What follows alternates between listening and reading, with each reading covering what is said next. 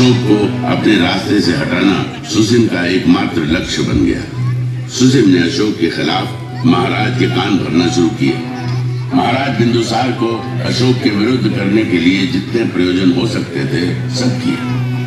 सुसिम युवराज था, मौर्य साम्राज्य का भावी शासक। उसका इस प्रकार सोचना बिंदुसार को चिंतित किए जा रहा था। सुसिम की बातों में भविष्य के खतरे की गंध आ रही थी। बिंदुसार ने अशोक को अपने से दूर भेज दिया।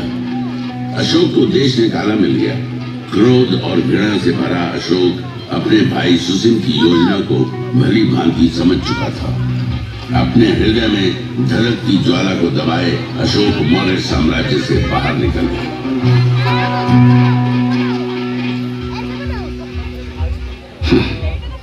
मौर्य साम्राज्य के महाराज जो मेरे पिताजी हैं, उनका संदेश आया है। पिता मुझे वापस लौटाने को कहते हैं। मौर्य साम्राज्य के प्रांत उज्जैन में भयंकर विद्रोह जो छिड़ा है। मेरे अपने ही भाई ने मेरे खिलाफ पिताजी के कान भरे, मेरे खिलाफ किया। यही पिताजी जो निमंत्रण देकर मुझे बुला रहे हैं, उन्होंने देश निकाला का आदेश सुनाते एक पल की भी देर नहीं की। ये कैसा संबंध है? क्या ये निमंत्रण सिर्फ इसलिए है कि मेरे भाइयों में विद्रोह को कुचलने का साहस नहीं? फिर तो युवराज सुसिम को कोई अधिकार नहीं कि वो मौर्य साम्राज्य की प्रजा पर राज करे। जो राजा अपनी प्रजा की भावनाओं, उनकी आवश्यकताओं को न समझता हो, उसे राज करने का अधिकार ही नहीं। एक बार फिर मेरा हृदय क्रोध और ग्लानि से भर आया है। मैं जाऊंगा, उज्जैन अवश्य जाऊंगा। मौर्य साम्राज्य को मेरी जरूरत है।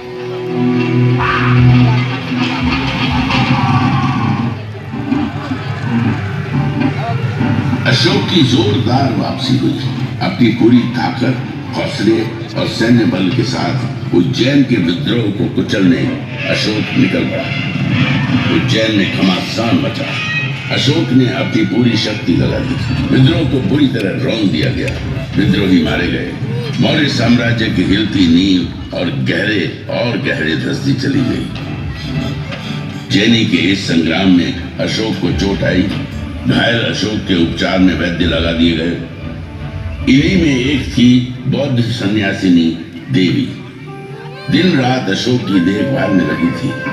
देवी